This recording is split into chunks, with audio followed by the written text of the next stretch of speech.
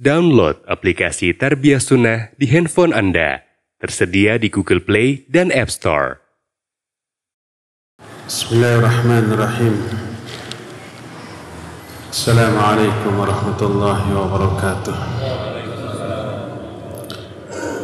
Alhamdulillahilladzi anzala as-sakinata fi qulubil mu'minin liyazdadu imanan ma'a imanihim. Walillahi junudus samawati wal ard wa kana Allahu aliman hakima. Wa ashhadu an la ilaha illallah wahdahu la syarika lah iqraran bihi wa tauhidan wa ashhadu anna Muhammadan abduhu wa rasuluh sallallahu alaihi wa ala alihi wa ashabihi wa sallama tasliman mazida wa ba'd. Hadirin jamaah Masjid Agung Subang yang Allah muliakan, juga para pendengar Radio Tarbiyah Sunnah Bandung dan juga radio-radio lain, para pemirsa Persada TV, Rabbani TV, Niaga TV dan TV-TV lain, serta para netizen di mana saja Anda berada. Alhamdulillah, kembali kita berjumpa untuk membahas kelanjutan dari pembahasan tentang iman. Kita sudah menjelaskan beberapa penyebab naiknya iman, juga beberapa penyebab turunnya iman, dan terakhir kemarin ujian bagi keimanan.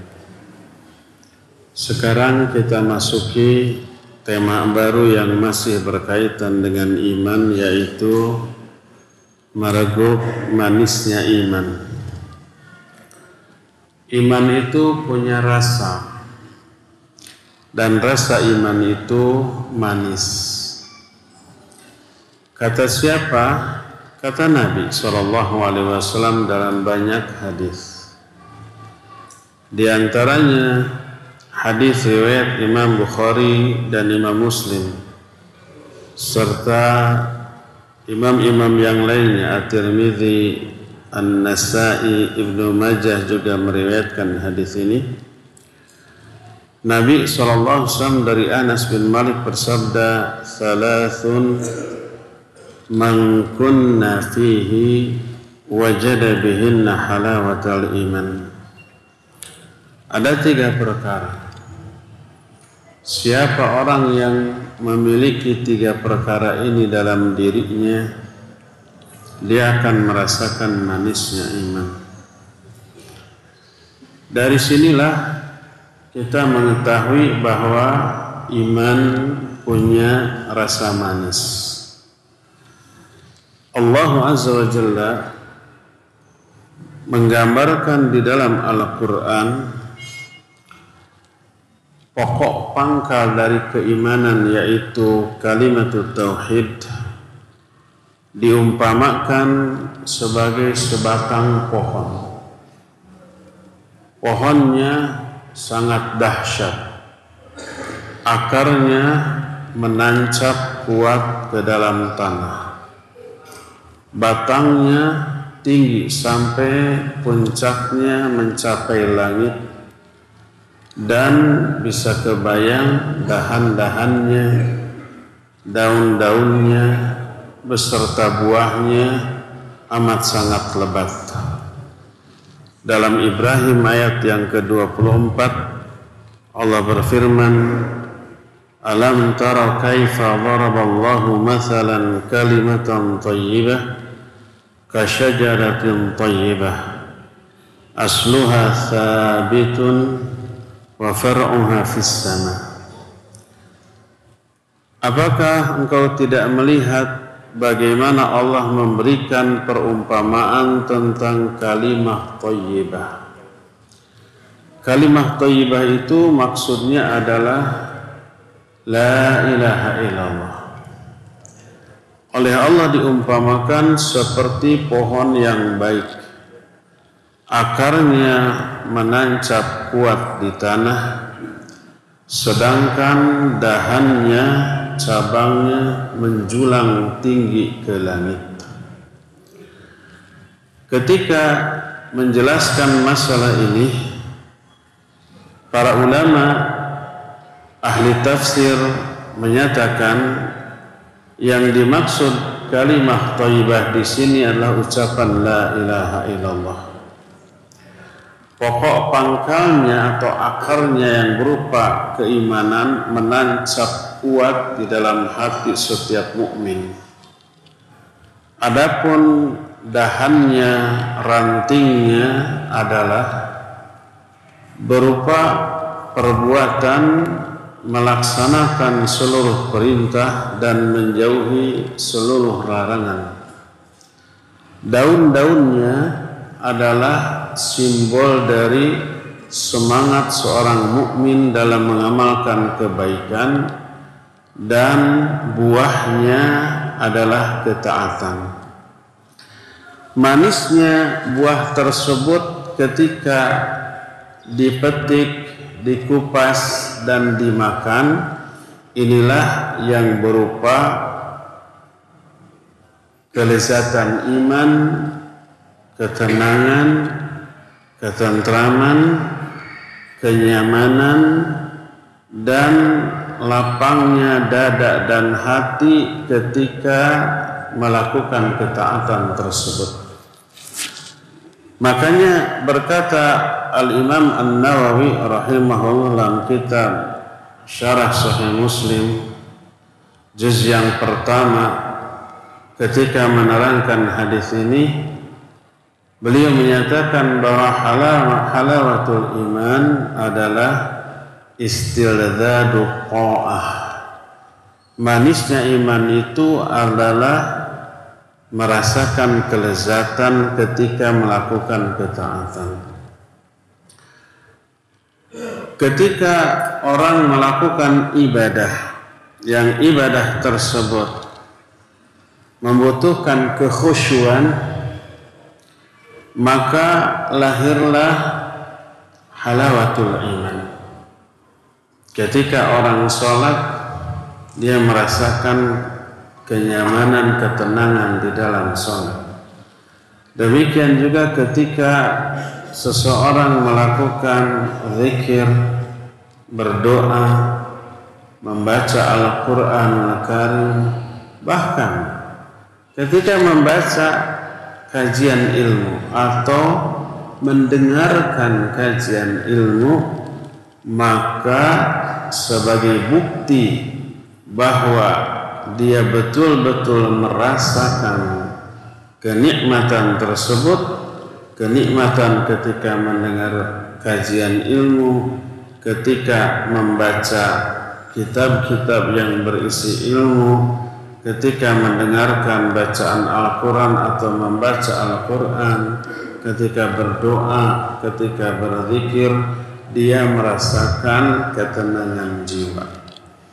Inilah yang diisyaratkan oleh Nabi SAW di dalam hadis sahih riwayat Imam Muslim, majtama'a qaumun fi baitin min buyutillah yatluna kitaballah wa yatadarasuna fima bainahum illa haffat alaihimul malaikah wa unzilat alaihimus sakinah.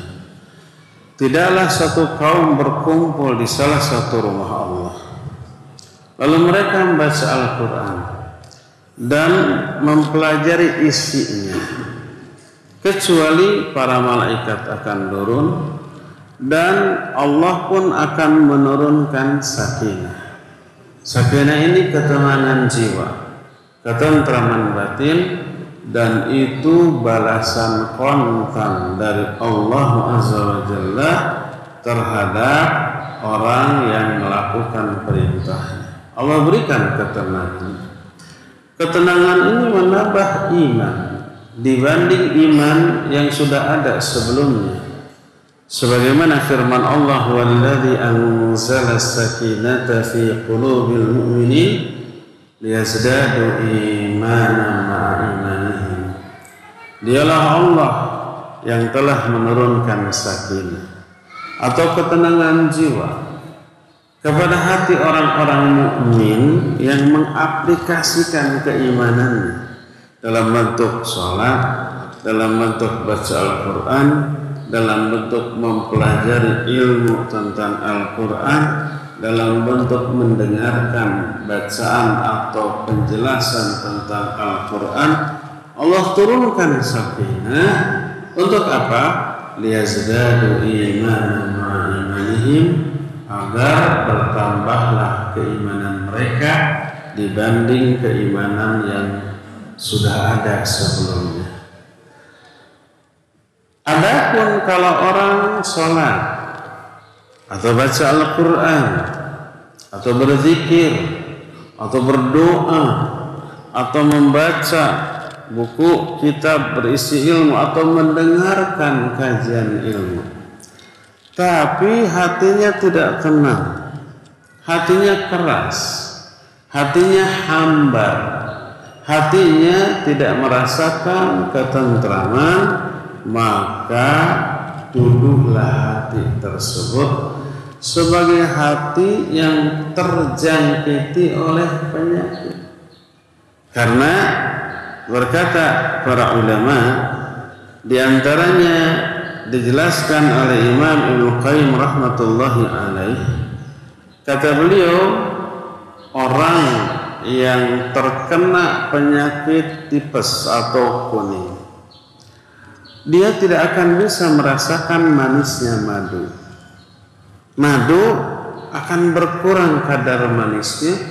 Terkadang madu tersebut terasa pahit oleh dirinya. Bukan madunya yang berubah rasa, bukan madunya yang salah, tetapi fisik diri orang tersebut yang bermasalah, ada penyakit. Mungkin penyakitnya diakibatkan ada kerusakan organ penting, mungkin karena bakteri, mungkin karena virus, mungkin karena kuman. Pokoknya ada masalah dalam tubuhnya, sehingga madu yang manis terasa pahit.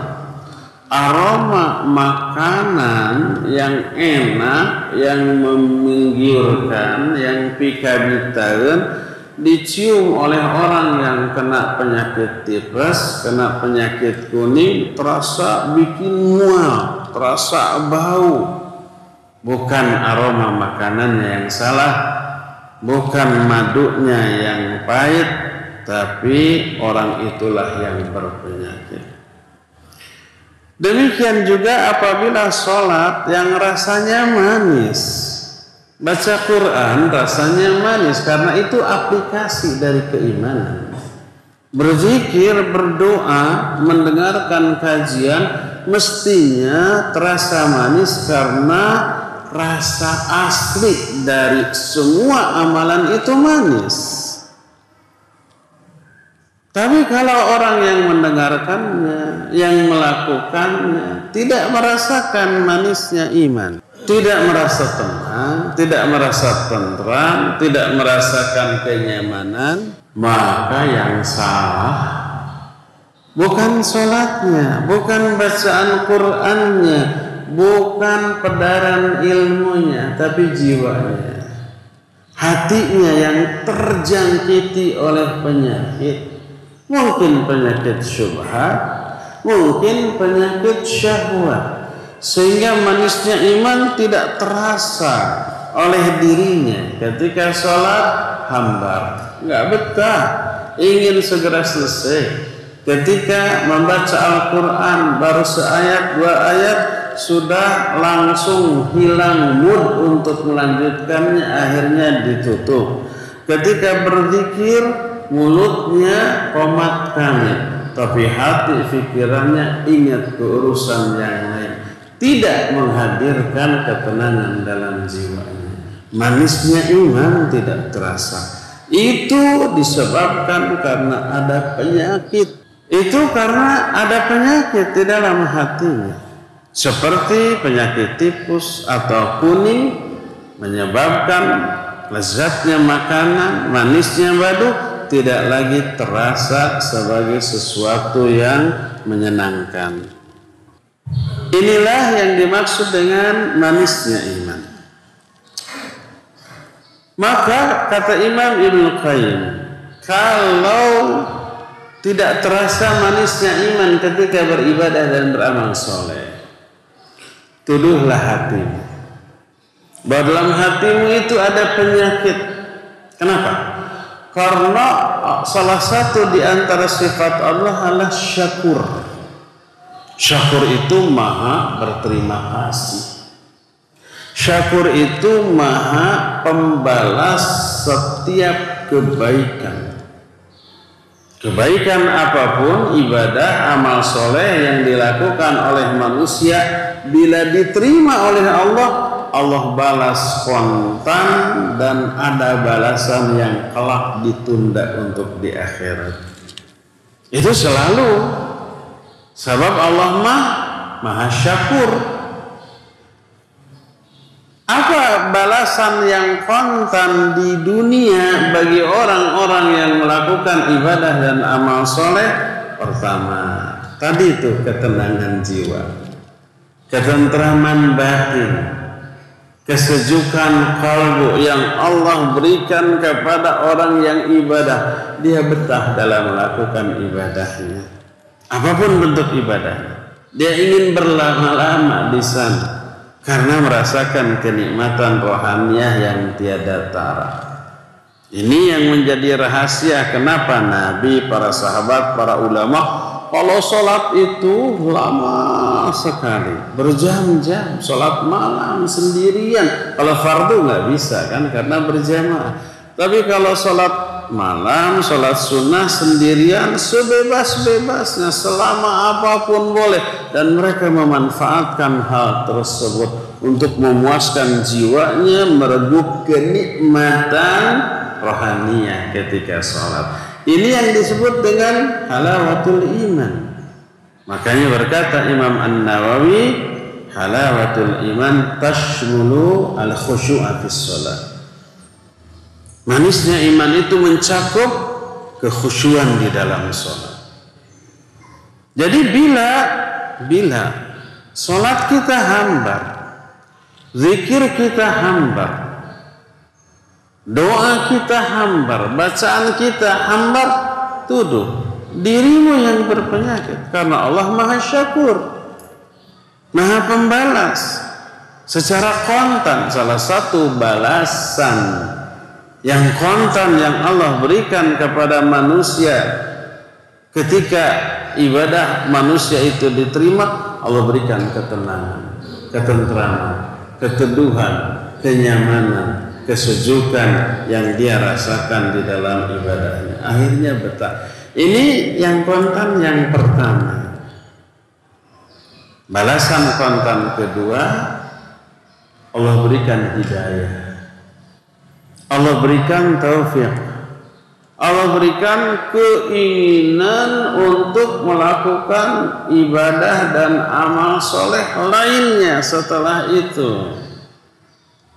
Imam Ibn Rajab berkata, qala ba'dus salaf, telah berkata para ulama salaf, man amila hasanah thumma atba'aha bihasanah fadzalika alamatu qabulil hasanatal ula fa innallaha idza taqabbala amala 'abdin waffaqahu lil a'malis shalihah ba'dahu.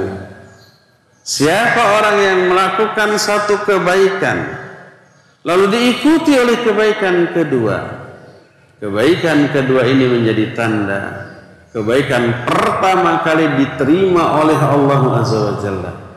Karena apabila Allah menerima amalan seorang hamba, sebagai balasannya Allah berikan taufik kepada hamba itu untuk melakukan amal soleh berikutnya setelah itu. Ini balasan kedua yang kontan berupa hidayah.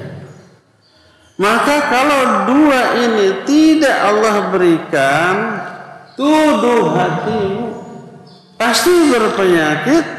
Dan hati yang berpenyakit melahirkan ibadah yang kualitasnya buruk. Ibadah yang kualitasnya buruk ditolak oleh Allah, dan sebagai tanda ditolaknya ibadah tersebut, Allah tidak balas dengan memberikan ketenangan, ketentraman. Hatinya tetap hambar, hatinya tetap keras, hatinya tetap resah dan gelisah, risau dan galau. Ibadahnya tak berpengaruh kepada jiwanya, juga tak berpengaruh kepada perubahan akhlak di luar ibadah tersebut. Ini yang disebut dengan halawatul iman, manisnya iman, dan itulah yang kata Syekhul Islam Ibn Taimiyah yang disebut dengan jannah fid dunya, surga di dunia. Beliau berkata, inna fid dunya jannatan lam yadkhul jannatal akhirah. Sesungguhnya di dunia ini ada surga. Siapa yang belum memasuki surga di dunia, dia tidak akan memasuki surga di akhirat. Apa surga dunia? Ketenangan ketika ibadah, kelezatan rohaniah ketika beramal soleh, ketentraman jiwa ketika melakukan kebaikan. Itulah yang disebut dengan surga dunia. Siapa orang yang ketika ibadah beramal soleh tetap hambar, jangan berharap bisa masuki surga akhirat, karena surga dunia pun belum pernah dia rasakan. Yang akan dirasakan oleh orang yang sholatnya hambar adalah azab. Fawailul lil musallin alladzina hum an sholatihim sahun. Celaka tuh, diazab orang yang sholat. Orang yang sholatnya itu tidak melahirkan ketenangan jiwa, tidak melahirkan ketentraman batin, tidak membuahkan keteduhan kalbu. Sahun dia di dalam sholatnya, diazab. Bukan dijanjikan surga. Yang dijanjikan surga mah orang yang khusyuk. Pada aflahal mu'minun alladzina hum fi sholatihim khasyun. Di akhir penjelasan tentang ciri orang beriman, ulaika humul warithun alladzina yarithuna firdausum fiha khalidun. Nah, yang khusyuk salatnya, mereka menjadi ahli waris yang mewarisi surga Firdaus, dan mereka kekal di dalamnya selama-lamanya. Tuh, ternyata kalau iman kita benar, berbuah manis, membuat kita betah dalam beribadah, ingin berlama-lama dalam bertakarruh, ingin tenggelam hati dan pikiran di dalam zikrullah, zikir kepada Allah Azza wa Jalla. Nih, kira-kira ibadah kita sudah sampai ke taraf itu apa belum? Kalau belum, menangislah. Karena ternyata kita belum mengecap kenikmatan surga dunia.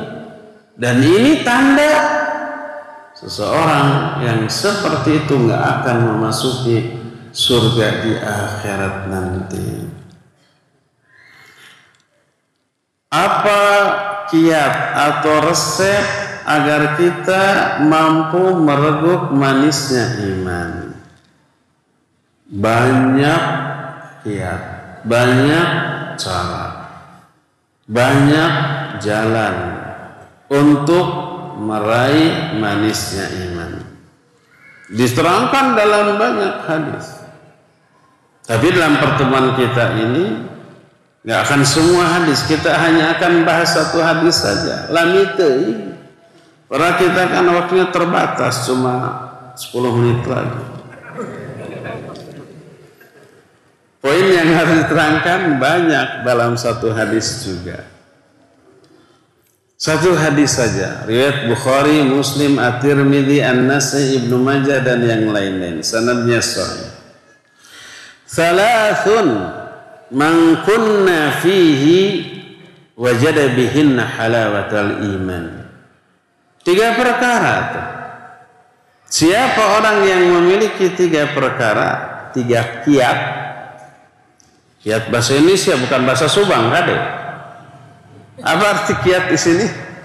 Cara, metode. Sanes kuat. Ada 3 perkara. Siapa yang memiliki ketiga perkara ini dalam dirinya, dia akan meregup manisnya iman. Salatnya akan khusyuk. Demikian juga baca Qur'annya disertai penghayatan, zikirnya, doanya, bacaan terhadap buku atau kitab, bahkan termasuk mendengarkan kajian kita, kajian ilmu. Tidak semua orang yang mendengarkan penjelasan ilmu dapat ketenangan, tidak. Kalau sehat pasti dapat. Seperti orang sehat meminum madu, pasti akan terasa manis. Asal yang madu yang manis, kan ada yang madu yang pahit ya. Tapi kalau orang sakit tipes dikasih madu nyengir, terasa pahit, apalagi yang pahit. Nggak tahu kalau orang sakit tipes dikasih madu pahit jadi manis gitu. Kayaknya tambah pahit deh. Jadi kalau orang itu hatinya sehat, ngaji, mendengarkan kajian ilmu seperti, pasti akan tenang jiwanya. Sebagaimana hadis tadi, kalau satu kaum berkumpul di rumah Allah baca Quran, membahas isinya, mengkaji ilmu, pasti akan Allah berikan, turunkan sakinah atau ketentraman jiwa ke dalam dirinya. Pasti itu. Bagaimana caranya agar kita sholat bisa khusyuk? Agar kalau kajian itu tidak ngantuk, tidak ngelamun, tidak bosan, tapi enjoy, menikmati, tenang dan tentram. Siapapun ustadznya, baik kasep ataupun ganteng, tidak ada ustadz yang goreng patut, insya Allah. Hibur diri. Pasti akan tenang jiwa. Karena itu janji dari Allah. Walladzi anzala as-sakinata fi qulubil mu'minin wa anzalat alaihimus sakinah, turun kepada mereka sakinah. Mesti itu. Siapa yang ingin demikian, miliki ketiga hal ini. Yang pertama tentang tauhid dan manhaj. Perdalam tauhid, yakini tauhid, luruskan manhaj. Yang kedua akhlak. Coba perhatikan yang berikut ini.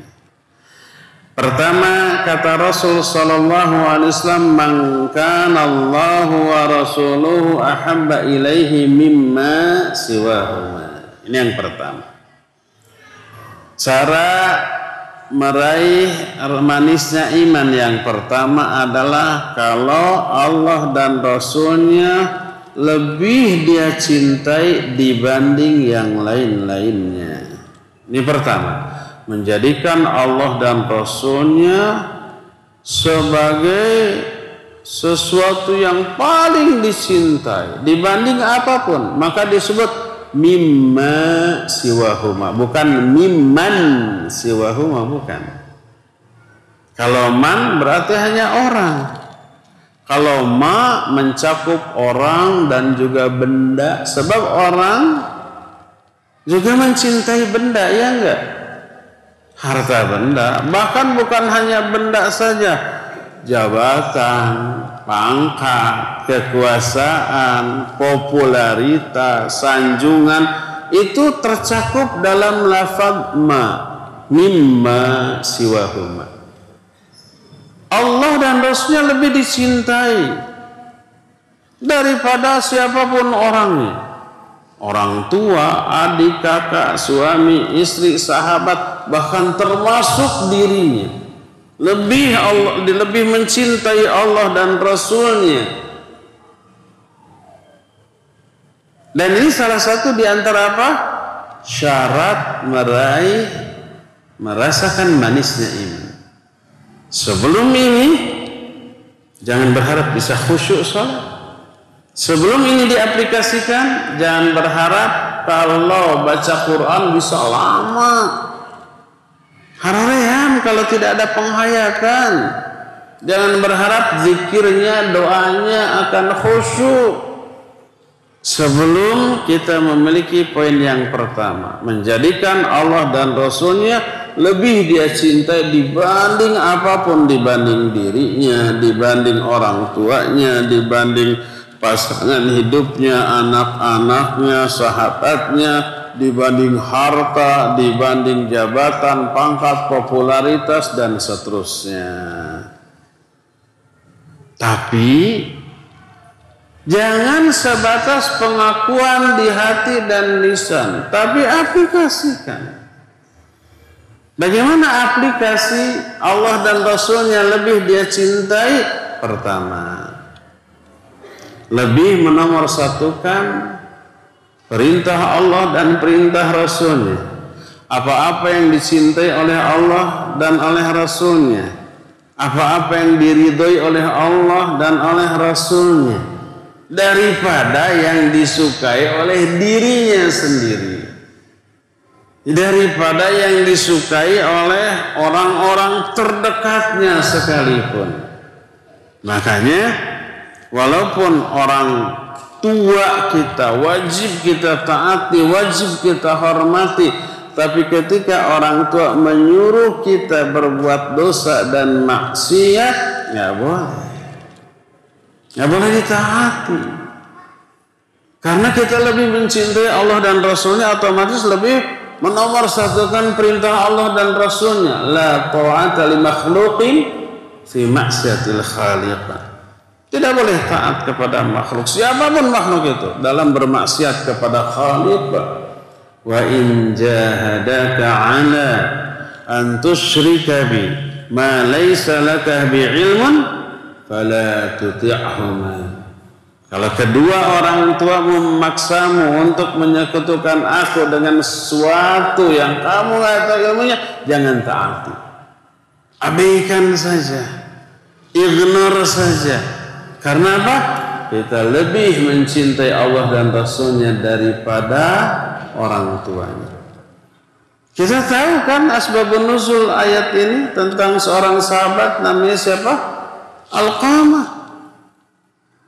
Masuk Islam dia, ibunya nggak setuju sampai mogok makan. Pokoknya kalau kamu nggak kembali kepada agama nenek moyangmu, ibu lebih baik mati saja. Nggak mau makan, sok pilih agama, pilih ibu, kan gitu. Akhirnya sahabat ini curhat kepada Nabi SAW. Dia sayang kepada ibunya, tapi dia nggak mau melepaskan Islam. Turun ayat ini. Wa in jahadaka 'ala an tusyrika bima laysa laka bi'ilmun fala tuti'huma. Setelah ayat ini turun, dia berkata kepada ibunya, wahai ibu, seandainya engkau punya 1000 nyawa, lalu nyawa itu keluar satu persatu, sehingga ibu menderita karenanya, karena keluarnya nyawa itu bukan enak loh, sakaratul maut loh, menderita loh. Seandainya ibu punya 1000 nyawa, lalu nyawa itu keluar satu demi satu, yang membuat ibu menderita karenanya, demi Allah saya tidak akan meninggalkan agama ini. Tuh, sudah ditegaskan begitunya, ibunya menyerah, celebek dia makan, lebih gembul daripada sebelumnya. Dia lebih mencintai Allah dan Rasulnya daripada siapapun. Seandainya orang lebih mencintai yang lain selain Allah dan Rasulnya, ingat, Allah murka, Allah siapkan azab, Allah ancam hukuman yang berat, sebagaimana firman Allah dalam At-Taubah ayat yang ke-24, qul in kana aba'ukum aw abna'ukum aw qul in kana aba'ukum wa abna'ukum wa ikhwanukum wa azwajukum wa 'ashiratukum wa amwalu taraftumuha wa tijaratun takhshawna kasadaha wa masakinu taradawnaha ahabba ilaikum minallahi wa rasulihi wa jihadin fi sabilihi fatarabbasu hatta ya'ti Allahu bi amrih.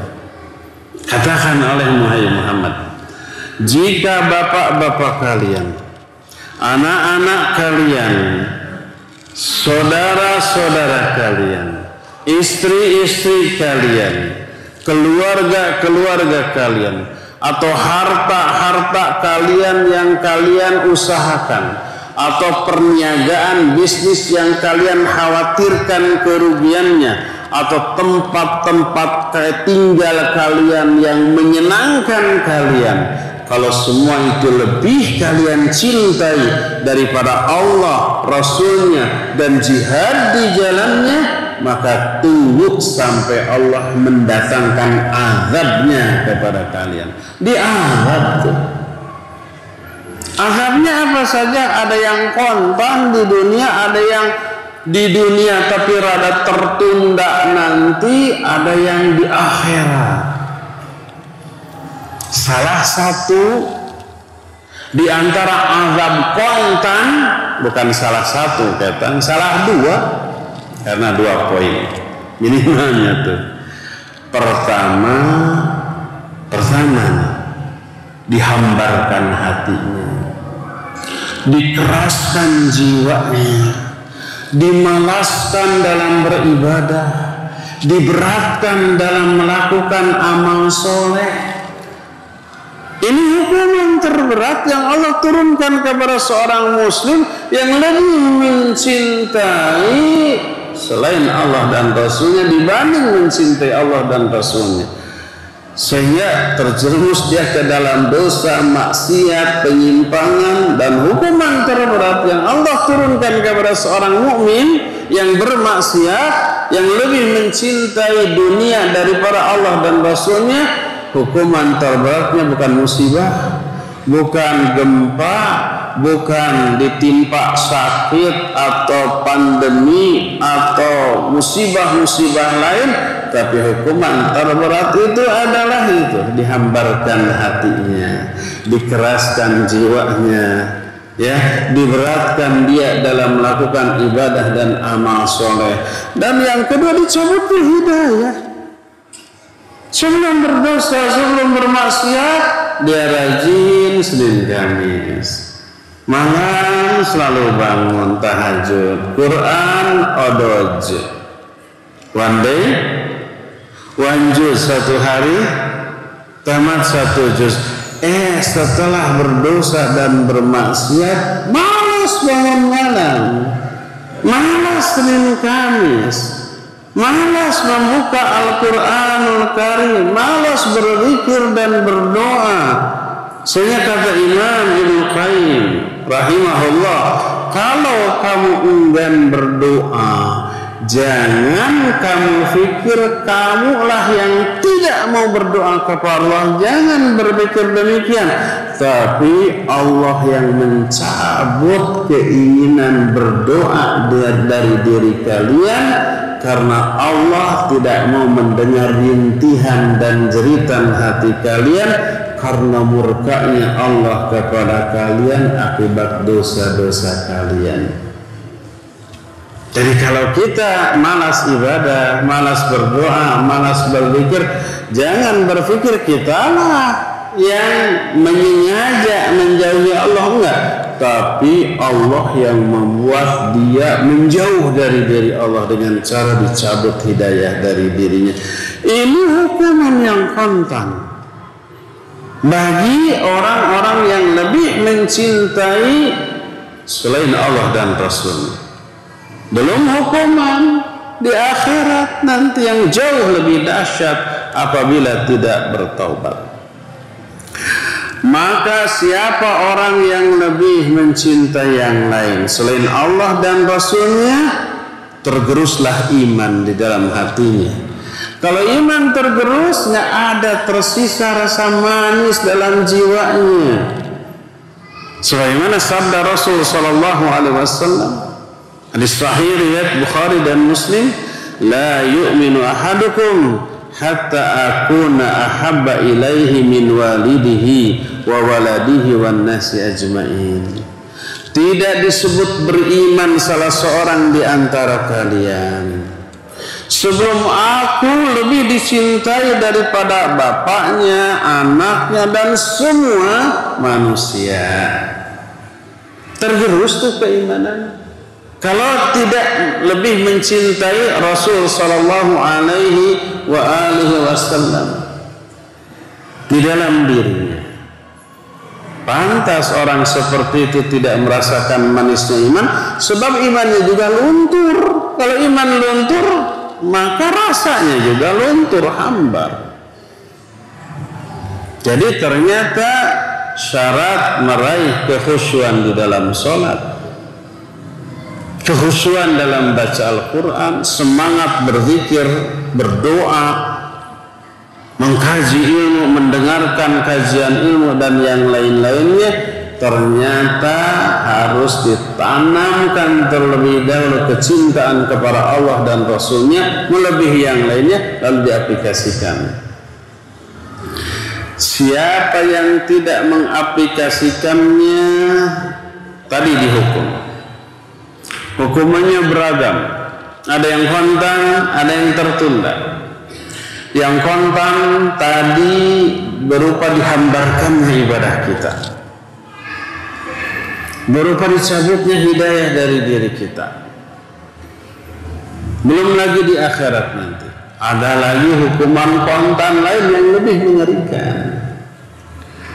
Apakah itu? Bisa gugur, terhapus amal ibadah, pahala, kebaikan yang kita lakukan. Kalau dia melakukan sebuah kesalahan tertentu yang kesalahan itu terancam dengan digugurkannya pahala kebaikan dia. Apakah bentuk kesalahan tersebut? Salah satu bukti nyata Allah dan Rasulnya lebih dicintai adalah lebih mendahulukan firman Allah dan sabda Rasulnya daripada akal dan perasaannya, pendapat pribadinya. Allah berfirman dalam Al-Hujurat ayat 1 dan 2 tuh. Ya ayyuhalladzina amanu la tuqaddimu baina yadayillahi wa rasulihi wattaqullah innallaha sami'un alim.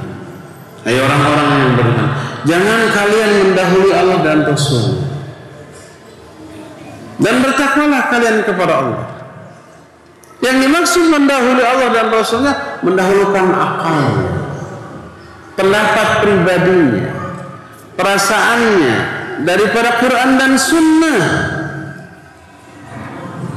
Ancamannya jangankan mendahulukan akal daripada ayat, mendahulukan akal daripada hadis Nabi saja, ancamannya gugur tuh amal-amal kebaikan. Sebagaimana dalam surah Al-Hujurat ayat yang keduanya, ya ayyuhalladzina amanu la tarfa'u aswatakum fawqa sawtin nabi wa la tajharu lahu bil qawli ka jahri ba'dikum li ba'din an tahbatu a'malukum wa antum la tash'urun. Hai orang-orang yang beriman, jangan kalian lebih meninggikan suara kalian di atas suara Nabi dalam berbicara, seperti sebagian kalian mengeraskan suara di atas sebagian yang lain. Walaupun isi omongannya benar, tapi nada bicaranya melebihi atau lebih tinggi dari nada bicara Nabi, maka terancam gugur amal perbuatan, harus lebih rendah. Ini berlaku untuk para sahabat yang sezaman dengan Nabi SAW. Adapun yang tidak sezaman dengan sahabat seperti kita, kan kita nggak bicara langsung dengan Nabi SAW, ya. Apa aplikasi dari ayat ini? Jangan lebih mendahulukan akal atau pendapat pribadi dibanding hadis Nabi.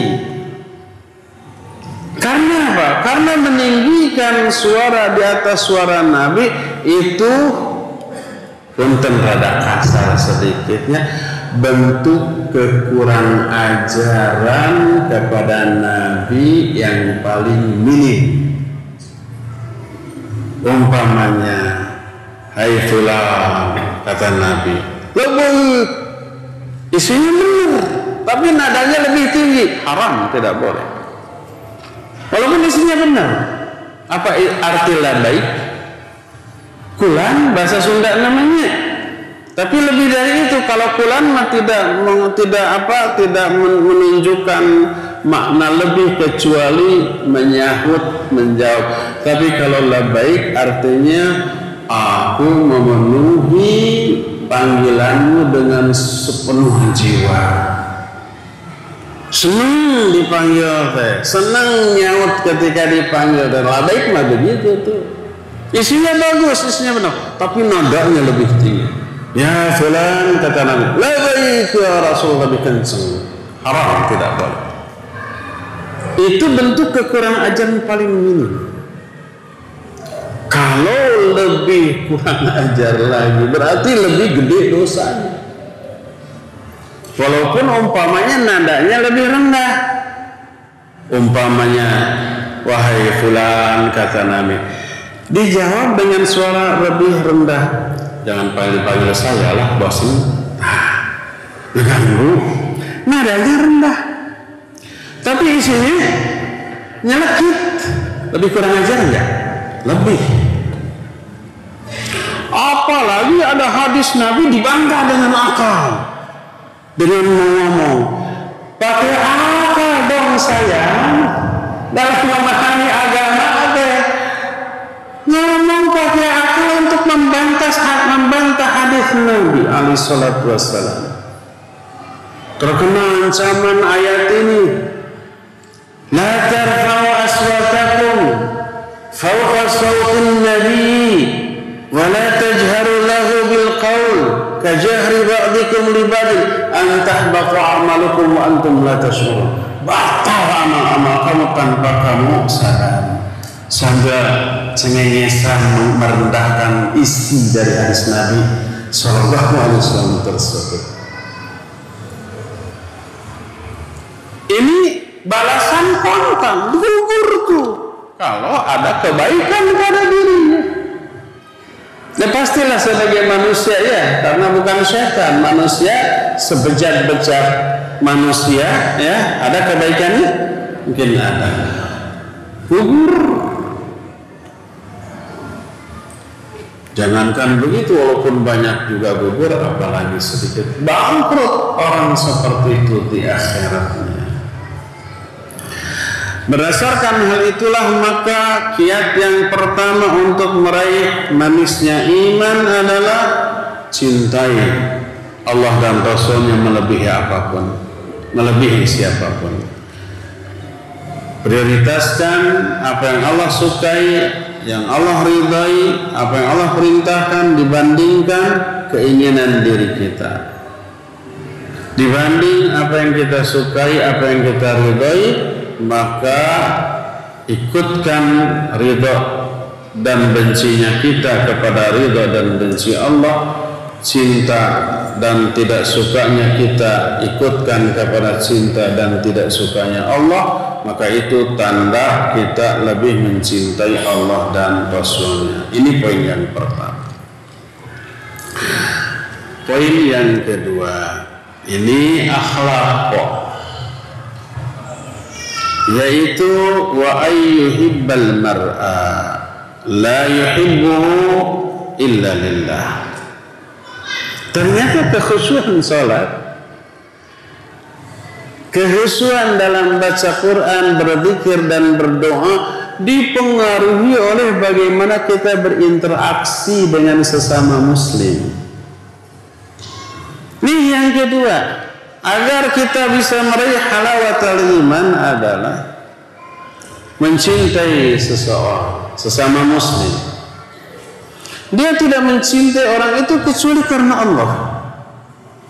Maksud mencintai karena Allah adalah mencintai orang itu karena keimanan dia, ibadah dia, amal soleh dia, kesolehan dia. Walaupun dia miskin, walaupun dia rakyat jelata, walaupun dia status sosialnya rendah, tapi agamanya bagus, wajib kita cintai. Kalau mencintai orang karena hartanya, saya suka dia karena dia kaya. Siapa tuh kecipratan? Saya suka dia karena dia berkuasa, berpangkat, punya jabatan, siapa tuh diangkat. Maka itu bukan karena Allah.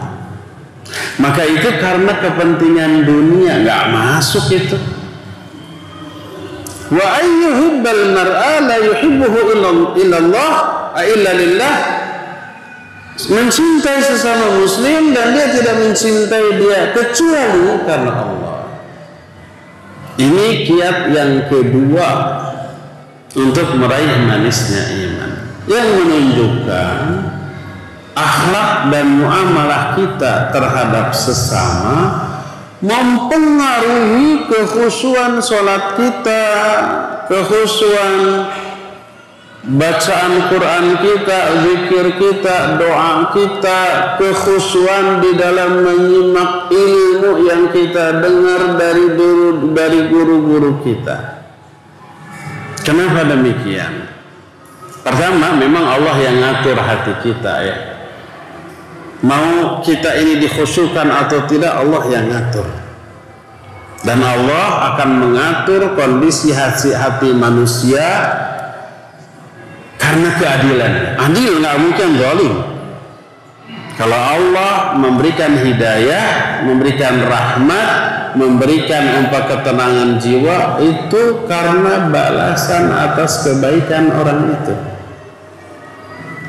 Sudah dijelaskan tadi, salah satu balasan kontan dari Allah kepada orang yang beribadah, beramal soleh, diberikan ketenangan jiwa. Sebaliknya, kalau Allah mencabut hidayah, memberatkan ibadah, memalaskan beramal soleh, menghambarkan ibadahnya, bahkan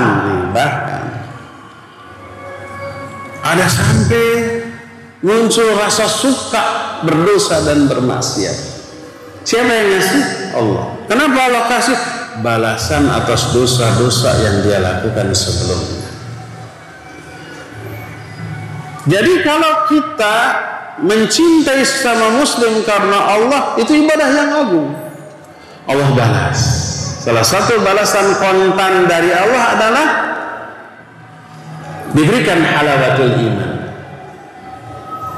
Kenapa orang yang mencintai sesama muslim diberi halawatul iman atau manisnya iman? Pertama, orang itu berarti mengaplikasikan keimanan dia kepada Allah. Dia punya iman, ya dia aplikasikan. Salah satu aplikasi dari iman itu mencintai sesama mukmin. Kalau tidak ada cinta kepada sesama mukmin, nggak ada iman. Kalau nggak ada iman, jangan berharap masuk surga. Allah berfirman, innamal mu'minuna ikhwah. Hanyalah sesama mukmin itu bersaudara. Kalau kepada sama saudara wajib ada rasa cinta, mencintai. Nggak boleh ada benci, dengki, memusuhi. Ini kunci masuk surga. Hadis sahih riwayat Imam Bukhari dan Imam Muslim menyatakan, la tadkhulul jannata hatta tu'minu wa la tu'minu hatta tahabu. Kalian tidak bisa masuk surga sebelum kalian beriman, dan kalian tidak dikatakan beriman sebelum kalian saling mencintai. Jadi iman wajib diaplikasikan dalam bentuk mencintai sesama mukmin. Nggak boleh ada benci, dengki, iri dan sejenisnya, apalagi sampai memusuhi. Itu pertama, wajib ada rasa cinta. Kedua, aplikasikan cinta itu. Jangan hanya di mulut, ikhli bedih, I love you. Aku cinta padamu. Sarang hiu. Ya. Wa aini. Kulo tresno dan seterusnya. Artinya I love you, artinya aku tuh. Iya, ucapan itu bagus, katakan. Sebagaimana nanti ada hadisnya. Tapi jangan sebatas di mulut, aplikasikan. Gimana cara mengaplikasikannya? Banyak. Kalau ngomong jangan sampai melekit, menyakiti. Jaga mulut. Bicara baik, kalau enggak diam. Kalau kedatangan tamu, muliakan. Kalau bertetangga, muliakan. Ini aplikasi iman. Man kana yu'minu billahi wal yawmil akhir falyaqul khairan aw liyasmut. Fal yukrim dhaifa, fal yukrim jarahu. Siapa yang beriman kepada Allah dan hari akhir, bicaralah baik atau diam. Muliakan tamu, muliakan tetangga. Dan ketika mulutnya, perilakunya menyakiti tetangga, menunjukkan nggak ada cinta, menunjukkan nggak ada iman, imannya tergerus. Beliau bersabda, wallahi la yu'minu, wallahi la yu'minu, wallahi la yu'minu. Demi Allah tidak beriman, demi Allah tidak beriman, demi Allah tidak beriman. 3 kali itu, ya diawali sumpah, ya diulang 3 kali. Ini takkid, menegaskan, menguatkan, memastikan orang itu tidak beriman. Ditanya, man ya Rasulullah, siapa yang tidak beriman itu wahai Rasulullah? Dijawab, man la yamu jaruhu bawa'iqahu, orang yang tetangganya enggak merasa aman dari gangguannya. Tukang mengganggu tetangga, menyakiti tetangga dengan apapun, enggak ada iman tuh orang. Karena iman itu aplikasinya cinta, dan cinta aplikasinya salah satunya orang lain selamat dari diri. Ini hakikat dari keislaman seorang. Al-muslimu man salimal muslimuna min lisanihi wa yadihi. Seorang muslim yang hakiki adalah orang yang muslim lainnya selamat dari gangguan lisannya dan juga tangannya. Itu salah satu di antara aplikasi dari kecintaan kita kepada sesama mukmin. Apa hubungannya mencintai sesama mukmin dengan kekhusyuan di dalam salat? Mafhum mukhalafah dari pernyataan ini adalah siapa yang ada rasa benci, iri, dengki, memusuhi kepada sesama muslim, jangan berharap bisa khusyuk. Allah, syaitan akan memanfaatkan kebencian itu untuk mengganggu sholatnya.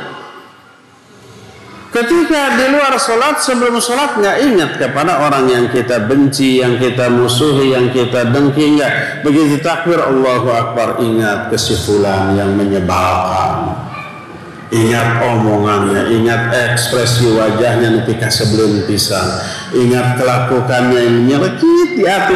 Di dalam sholat tuh ingat itu. Akhirnya di dalam sholat hanya dipakai mengingat kebencian kepada orang lain dan menyusun rencana mau menyakiti dia, balas, berdendam kepada dia, gimana gitu tuh. Keganggu nggak tuh sholatnya? Keganggu.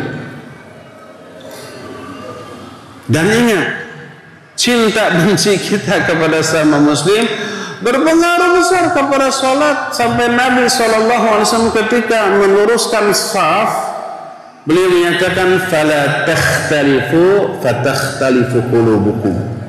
Jangan barungkak-baringkok.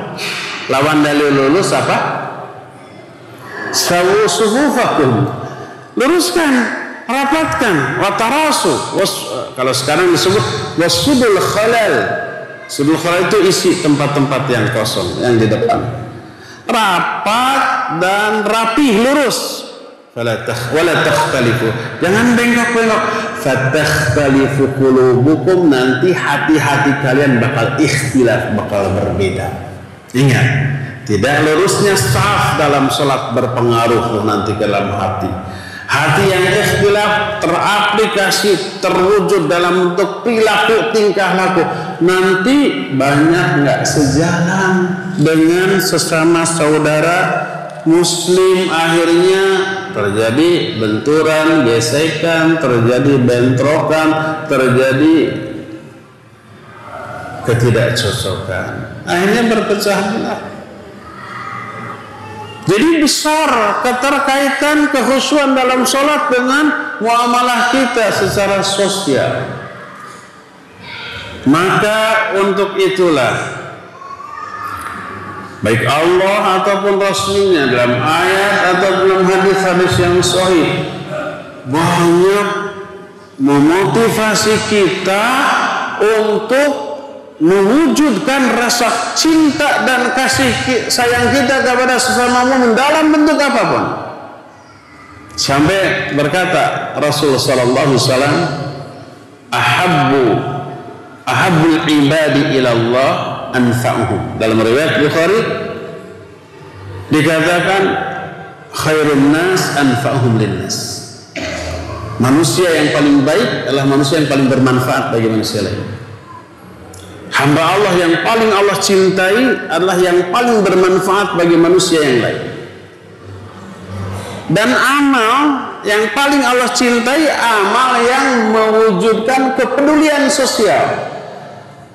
Dalam hadis sahih riwayat Imam At-Tabrani, Rasul sallallahu alaihi wasallam bersabda, "Ahabbul a'mali ila Allah sururun tudkhiluhu ala qalbil muslim, aw takshifu anhu kurbatan, aw taqdi anhu dainan, aw tatradu anhu ju'an." Amal yang paling Allah cintai adalah memasukkan kebahagiaan kepada hati sesama muslim, atau kalian lepaskan mereka dari kesulitan, atau kalian lunaskan hutangnya, atau kalian hilangkan rasa lapar dari diri mereka. Itu amal yang paling Allah cintai. Ini aplikasi kecintaan kepada sama muslim. Sampai di akhir hadis ini Nabi sallallahu alaihi wasallam menyatakan, "Fa wallahi li an amshiya ma'a akhi fi hajatihi ahabbu ilayya min an a'takifa fi masjidis syahr." Demi Allah, kalau aku berjalan bersama saudaraku untuk membantu dia dalam memenuhi kebutuhan dunianya, lebih aku cintai daripada beriktikaf di masjidku ini selama sebulan. Iktikaf di Masjid Nabawi sebulan, kebayang nggak pahalanya segede apa? Besar. Malamnya tahajud, siangnya baca Quran, zikir, doa sambil saum, sebulan itu. Nggak berdosa, nggak bermaksiat. Ibadah terus, segede apa pahalanya? Tapi kata Nabi SAW, aku lebih suka berjalan bersama saudaraku untuk membantu kebutuhan dunia dia. Yang dimaksud ahabbu ilayya ay aktsaruha ajra. Lebih aku sukai artinya lebih banyak pahalanya. Jangan abaikan aksi sosial tuh. Di mana saudara kita ada kesulitan, bantu. Nah sekarang saudara-saudara kita di Cianjur ya, semoga Allah memberikan kesabaran, ketabahan kepada mereka. Karena adanya gempa kemarin, ke Bandung kerasa tuh. Ya tuh ke Subang kerasa? Kerasa dikit. Di Bandung saya tidak merasakan, karena lagi di mobil. Mau ada gempa mau enggak di mobil mah goyang, gitunya. Tahu-tahu dilihat di grup, sedang ada gempa. Kesulitan banyak yang runtuh, banyak yang terkena reruntuhan, meninggal juga banyak, terluka apalagi, banyak yang kehilangan rumahnya, perabotannya, hartanya. Bantu mereka, kumpulkan donasi. Nanti kirim relawan yang terpercaya di sana. Tadi Ustaz Asu sudah mengumumkan lewat Subang, lewat Bandung, lewat mana saja silakan. Yang terpercaya, insya Allah sampai ke sana. Buktinya ada, ya, dokumentasinya ada, pengawasan juga ada, insya Allah. Nah ini kepedulian sosial, gede loh pahalanya. Jangan abaikan. Siapa yang seperti itu Allah balas. Salah satu balasan kontannya Allah khusyukkan salatnya. Allah berikan manisnya iman ke dalam dirinya, ke dalam jiwanya. Akhirnya sholatnya lebih khusyuk karena dia membantu sesama muslim. Akhirnya baca Al-Qur'annya juga lebih terasa menyenangkan, enak, betah karena akibat dari melepaskan orang muslim dari kesulitan. Akhirnya berzikirnya, berdoanya lebih nyaman. Karena itulah yang disebut dengan manisnya iman. Dan salah satu penyebab lahirnya manisnya iman adalah mencintai sesama muslim karena Allah Azza wa Jalla. Jadi oleh Allah dan Rasulnya disupport, didorong, dimotivasi agar kita itu menolong sesama muslim. Berkata Rasul sallallahu alaihi wasallam, "Man satara musliman." Atau awal kalimat ini, ya, "Man nafasa mu'minan kurbatan." Siapa orang yang melepaskan satu kesulitan seorang mukmin di dunia, di dunia, Allah akan lepaskan dia dari kesulitan dunia dan akhirat. Siapa orang yang memudahkan, menggampangkan orang dalam urusan mereka di dunia, Allah akan gampangkan urusan dia dunia akhirat. Man satara musliman satarahullah. Siapa orang yang menutup aib sesama muslim, Allah akan tutup aib dia dunia akhirat. Wallahu fi aunil 'abdi ma kana al-'abdu fi auni akhi. Allah akan selalu menolong seorang hamba selama hamba itu menolong sesama saudaranya. Hadis ini selain mendorong kita untuk menolong sesama muslim, peduli kepada sesama muslim, perhatian kepada sesama muslim, juga mendorong orang mukmin untuk melakukan aksi sosial secara ikhlas.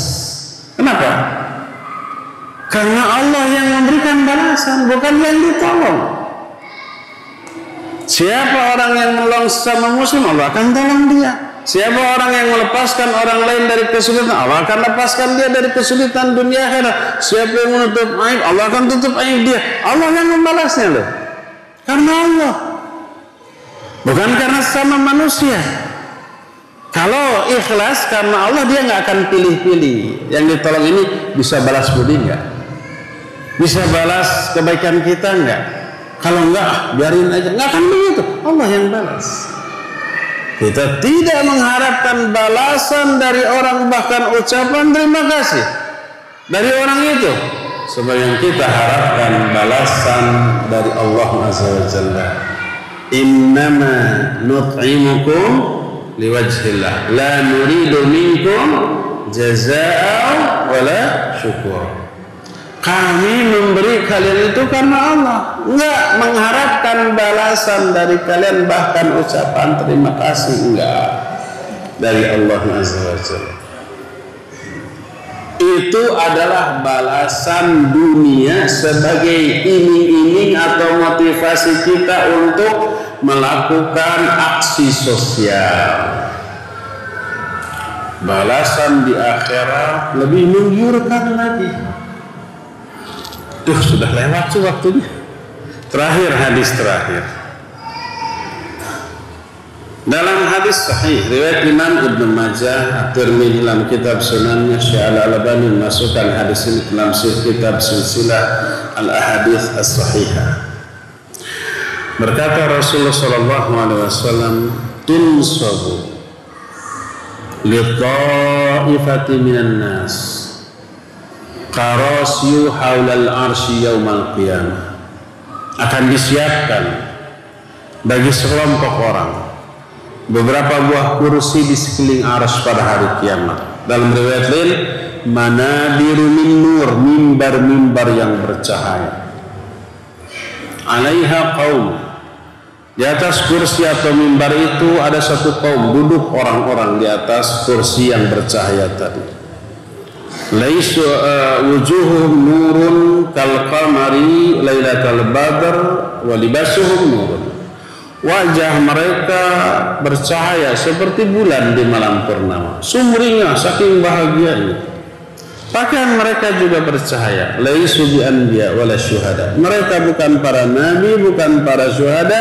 Yaghbituhumun nabiyyuna wasyuhada wassalihun. Para nabi, para syuhada, orang-orang soleh merasa kabita dengan kedudukan mereka. Itu orang di akhirat begitu tuh, diistimewakan oleh Allah. Para sahabat bertanya, man haula? Sifhum lana ya Rasulullah. Siapa mereka itu? Terangkan sifat-sifat mereka kepada kami ya Rasulullah. Mereka ingin tahu agar bisa meraih kedudukan istimewa di akhirat tersebut. Ternyata Nabi menjawab, mereka bukan ahli tahajud, ahli saum, ahli ibadah, tapi orang yang peduli kepada sesama.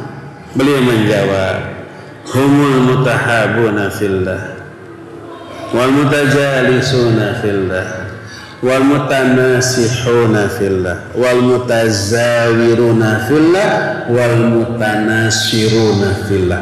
Mereka orang-orang yang memiliki 5 sifat. Pertama, mereka saling mencintai karena Allah. Kedua, mereka saling bermajlis karena Allah. Ketiga, mereka orang-orang saling menasihati karena Allah. Keempat, orang-orang saling mengunjungi karena Allah. Dan mereka juga orang-orang yang saling menolong karena Allah. Lihat, 5 sifat ini semuanya aksi sosial, semuanya akhlak, semuanya interaksi yang baik dengan sesama manusia. Orang yang mampu berinteraksi secara baik itu orang spesial, orang istimewa. Jarang yang seperti ini, rata-rata kan egois. Karena istimewa, karena spesial, mereka diistimewakan di akhirat oleh Allah. Selain dapat kursi, dapat naungan tuh. Sab'atun yudhilluhumullahu fi dhillih yawma la dhilla illa dhilluh. 7 golongan yang Allah akan naungi di hari yang tidak ada naungan di hari itu selain naungan Allah. Salah satunya adalah rajulan tahaba fillah ijtama'a alaihi wa iftaraqa alaihi. 2 orang, laki atau perempuan sama saja, saling mencintai karena Allah, berpisah bertemu karena Allah Subhanahu wa taala. Mereka istimewa di dunia dan akan diistimewakan sampai di akhirat nanti. Jadi inilah kiat yang kedua untuk meraih manisnya iman. Pertama, lebih mencintai Allah dan Rasulnya. Yang kedua, mencintai sesama muslim. Kalau yang ketiga kita bahas tahun depan saja. Untuk sekarang cukup sampai di sini, dan sebenarnya sudah tidak ada waktu untuk bertanya jawab, tapi nggak apa-apa, bonuslah. Ikhwan ya.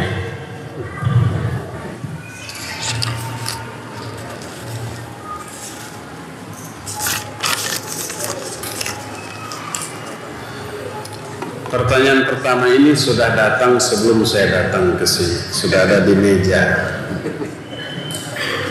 Betulkah anak perempuan yang lahir di luar nikah, bila dia mau nikah, yang menjadi walinya tidak sah bila si ayah biologisnya ya? Betul, dia tidak berhak menjadi wali. Siapa walinya? Wali hakim. Dalam hal ini petugas KUA ya. Kemudian anak tersebut punya hak waris atau tidak? Tidak punya hak waris, tapi dia boleh menerima wasiat. Sampai si ayah sebelum meninggal banyak harta, kalau saya mati 1/3 dari harta saya kasih ke si Neng. Si Neng itu umpamanya anak hasil zinahnya, tidak punya hak waris, tidak punya hak perwalian, maka boleh menerima wasiat. Tadi dijelaskan jangan mendahulukan akal. Yang tadi pertanyaan, yang jadi pertanyaan, banyak ustadz yang menghalalkan bank dan pajak. Karena dengan alasan semua akses seperti ATM, tol haji dan lain-lain kita harus ke bank. Bagaimana pendapat ustadz? Tidak boleh menghapus haramnya ayat dan hadis yang mengharamkan riba, kemudian dihalalkan hanya karena keadaan. Nggak boleh. Tetap hukum asal haram, ya. Kemudian kalau ada kasus-kasus tertentu yang mau tidak mau mengharuskan kita berinteraksi dengan bertransaksi secara ribawi dan tidak bisa tidak, maka masuk darurat. Seperti contoh, di negara-negara kafir, setiap warga wajib punya rekening bank dan wajib asuransi. Wajib. Kalau enggak bisa. Harus. Nah itu mah tidak bisa, tidak harus. Seperti umpamanya kita sekarang juga kan ada wajib BPJS dan asuransi. Kalau tidak, kita nggak bisa apa-apa. Umroh nggak bisa, haji nggak bisa, perpanjangan SIM, STNK nggak bisa ya. Kemarin kan ada wacana begitu. Tapi sampai sekarang masih bisa kok. Tapi mungkin suatu saat nggak bisa. Boleh. Bukan karena menghalalkan hukum itu, tapi karena menghindarkan kemadharatan yang lebih besar. Kalau tidak dibayar, madarat lebih besar. Nah, tapi ada solusinya. Bagaimana kalau asuransi tersebut ada klaim, umpamanya kita sakit ke rumah sakit. Boleh nggak memanfaatkan uang asuransi kesehatan? Boleh. Sebanyak premi yang sudah kita bayarkan. Selebihnya wajib kita keluarkan umpamanya. Premi yang sudah kita bayarkan total 10 juta. Cicilan setiap bulan. Dihitung-hitung 10 juta sudah 10 tahun umpamanya. Kita sakit ke rumah sakit, di cover oleh asuransi. Ternyata biaya rumah sakit 15 juta. Semuanya di cover oleh asuransi. Sedangkan hak kita sudah cuma 10 juta, itu jumlah yang kita bayarkan tiap bulan. Maka yang 10 juta itu halal. 5 juta sisanya anggap uang riba. Kita keluarkan uang sejumlah itu, kita salurkan seperti menyalurkan uang riba. Ada solusinya selalu. Adapun kalau tidak darurat, seperti umpamanya kita tidak wajib umpamanya punya ATM, kita tidak wajib umpamanya punya tol, haji, umroh, bisa cash, maka nggak boleh. Atau umpamanya harus buka rekening, ada bank Islam, bank muamalat, bank syariat yang secara teoritis tidak ada penyimpangan. Adapun kalau prakteknya ada penyimpangan, itu tanggung jawab mereka. Yang jelas kita bertransaksi dengan kesepakatan yang tidak melanggar syariat. Adapun kalau prakteknya mereka menyimpang dari itu bukan urusan kita, ya.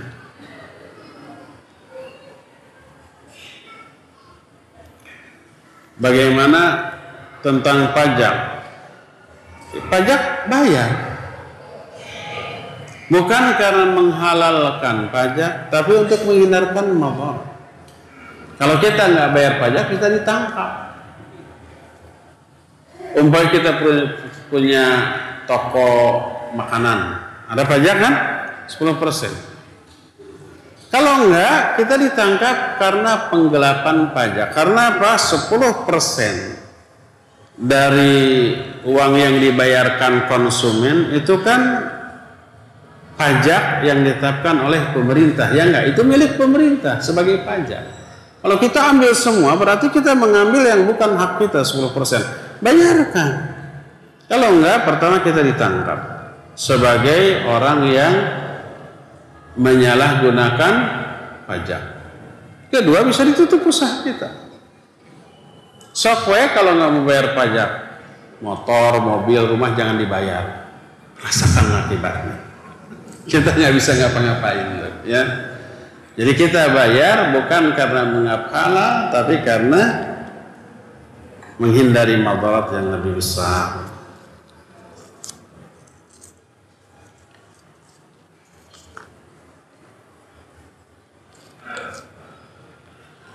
Jika di rumah anak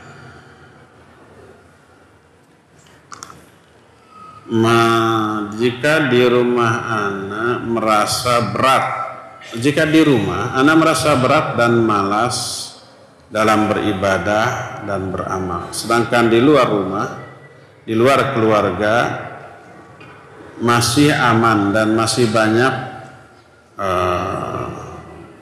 sedangkan di rumah keluarga masih, ini mirip resep, dan masih banyak foto keluarga yang terpasang di dinding. Apakah itu mempengaruhi? Ya, mempengaruhi. Adanya foto, gambar, patung yang disimpan di rumah mengundang syaitan laknatullahi alaih. Dan mereka tidak akan terusir dengan bacaan Al-Quran, dengan ibadah yang kita lakukan di rumah itu. Karena ada perlindungan di balik patung dan gambar-gambar tersebut. Keberadaan syaitan di rumah kita mempengaruhi iman kita, ibadah kita, ya. Hilangkan.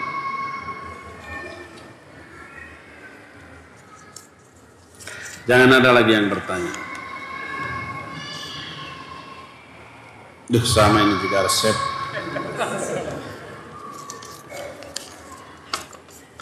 Nah, ini di print nih dari sebulan yang lalu kayaknya. Biasanya zikir itu ucapannya subhanallah sekali, alhamdulillah sekali, Allahu akbar sekali. Apakah boleh disatukan bacaannya jadi subhanallah, alhamdulillah, Allahu akbar digabung dihitung sekali?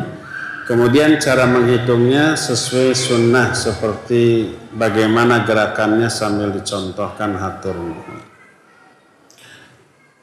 Ada dua jenis zikir. Pertama, zikir yang mutlak. Yang mutlak itu yang bebas, tidak dibatasi, ditentukan waktunya, lafadznya, jumlahnya, tempatnya. Boleh. Ketika nyetir motor, nyetir mobil, ibu-ibu ketika masak, ketika ngepel, ketika nyupir, cuci piring, sambil berzikir boleh. Apapun boleh. Mau alhamdulillah, Allahu akbar, subhanallah, astagfirullah, la ilaha illallah, mau sekali, mau 10 kali, mau 1000 kali, bebas, boleh. Selama tidak di tempat dan di momen yang terlarang. Contoh yang terlarang di WC, lagi hujan, subhanallah, jangan. Atau di masjid, haram. Kalau lagi ngaji kayak begini, kita ngaji di pojok, Allahu akbar, Allahu akbar, subhanallah, keras. Dia tidak dengar kajian dan mengganggu orang lain. Kalau mau zikir kayak begitu ya di luar atau di masjid nanti selesai pengajian. Tapi kalau sengaja di luar tidak, di tempat lain tidak, pas ada ngaji di masjid zikir keras, itu mengganggu. Itu berarti cari masalah. Jadi itu zikir yang mutlak, bebas. Berapa kalipun, lafadznya bagaimanapun, di tempat manapun, sedang apapun boleh, kecuali yang terlarang seperti di WC. Kedua, zikir yang muqayyad. Muqayyad itu zikir yang sudah ditentukan. Kadang ditentukan waktunya, momennya, lafaznya, jumlahnya. Seperti umpamanya ba'da sholat zikir subhanallah, subhanallah, boleh 10 kali, boleh 11 kali, boleh 25 kali, boleh 33 kali. Terus alhamdulillah, terus Allahu Akbar, ditutup dengan la ilaha illallah sekali. Boleh. Itu semuanya ada contohnya. Mau digabung, subhanallah, alhamdulillah, Allahu Akbar, subhanallah, alhamdulillah, Allahu Akbar. Boleh. Semuanya ada contohnya, ya. Jadi itu lafadznya sudah tertentu, jumlahnya juga sudah tertentu, jangan dirubah. Jangan ditambah atau dikurangi dari yang dicontohkan. Termasuk umpamanya zikir untuk setiap momen amalan. Baca zikir itu sesuai amalan yang zikir itu diperuntukkan untuk amalan itu. Seperti umpamanya mau tidur, bismika Allahumma amutu wa ahya. Baca mau tidur. Jangan baca mau ngaji. Masuk masjid, duduk, bismika Allahumma amutu wa ahya. Tiba. Begitu selesai kajian, alhamdulillahilladzi ahyana ba'dama amatana wa ilaihin nusyur. Tidak boleh seperti itu. Jadi lakukan zikir yang muqayyad sesuai dengan peruntukannya. Baik lafadznya, jumlahnya, termasuk waktu dan momen. Zikir pagi lakukan di waktu pagi, jangan malam-malam. Zikir sore baca waktu sore. Ketika masuk WC ada zikir, keluar WC ada zikir, keluar masuk masjid ada zikir. Itu muqayyad, lakukan sesuai dengan contoh, ya. Itulah jawaban secara umum dari pertanyaan tadi. Cukup sampai di sini. Insyaallah kita jumpa kembali di sebulan yang akan datang. Subhanakallahumma bihamdik, asyhadu an la ilaha illa anta, astaghfiruka wa atubu ilaik. Walhamdulillahirabbil alamin. Wassalamualaikum warahmatullahi wabarakatuh.